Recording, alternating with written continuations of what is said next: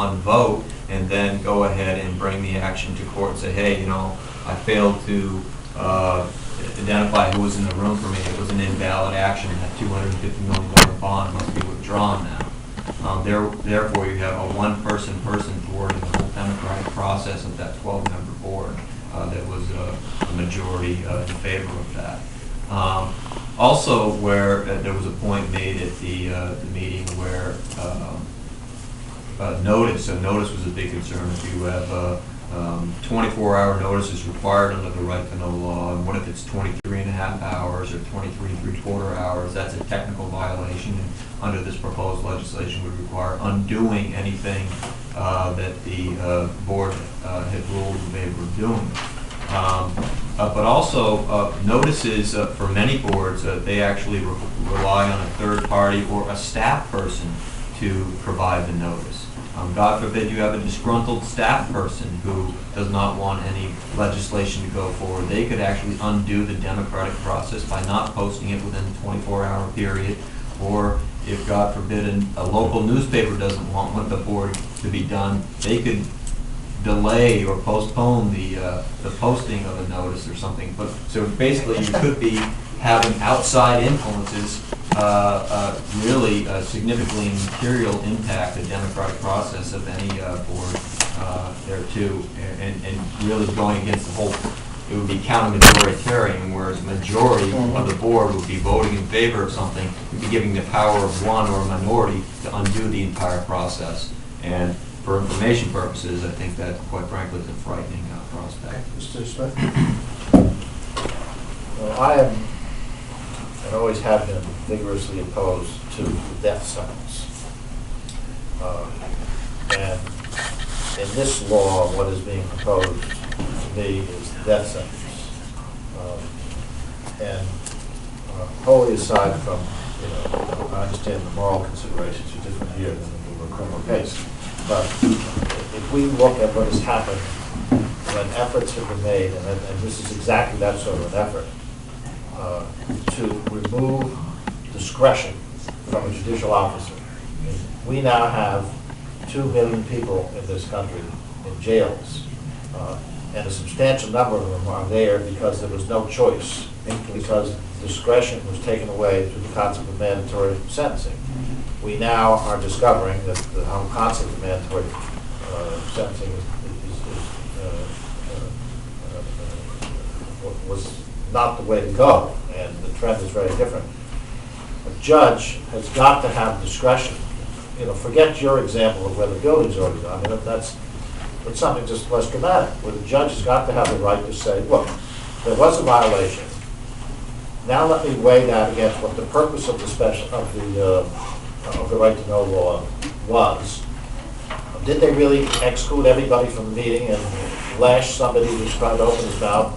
Or was it something that in the end, when you compare the violation to what the purpose of the law was and the difficulties if you enforce this, it isn't a good idea to do it. If we don't want to give a judge that discretion, we've got major problems with the judicial system. I think, to me, this is sort of a fundamentally wrong way to go. Now, I don't mean to exclude other ways of wording it so that there's some adjustment to the guidance of the judge's discretion. That's fine. But this is like, as I said, this is like the death sentence. It goes way too far. You do Senator, and then Mr. Wilson. I am a proponent of the death penalty. However, we won't talk that here. That'll come up later in the session. The representative and other folks have made great points. At the present time, towns are going through a budget process. Selectmen are moving something forward to deliberative sessions, which will be in 2 weeks.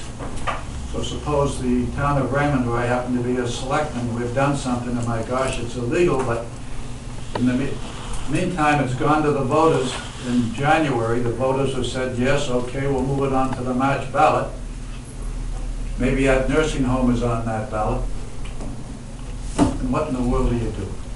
The citizens have spoken, and I think you said it, the judge would probably say, hey, this is not a right-to-know situation. The citizens of Raymond have voted unanimously, almost, to build that nursing home.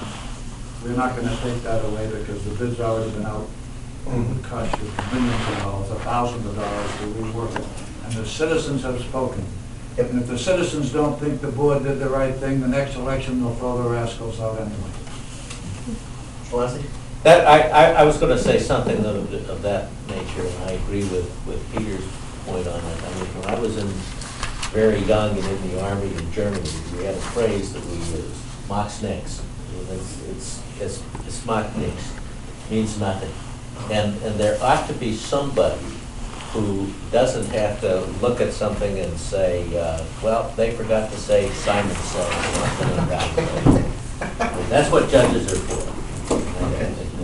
I'm opposed to it. Okay, enough about that. Public, your new comment? Can I just ask, Go ahead. do we want to ask the chair to convey to the Judiciary Committee something? That's a great idea. I'll convey it, because I'm What not- the sense of the, there will be a subcommittee on this bill, and I would be glad to undertake to make sure if I have not already been appointed to that subcommittee, and I'm thinking that maybe that might be one I escaped, but I will make sure that whoever is on will have the sentiment conveyed. Sense of the committee. Mr. Chairman? Yes, sir. Representative, is there any chance that you could notify the members of this commission that they might like to be there for that? I would be glad to do so. Because I'd be more than happy to come in and add my 2 cents. Used to be 2 cents, but you know how inflation is.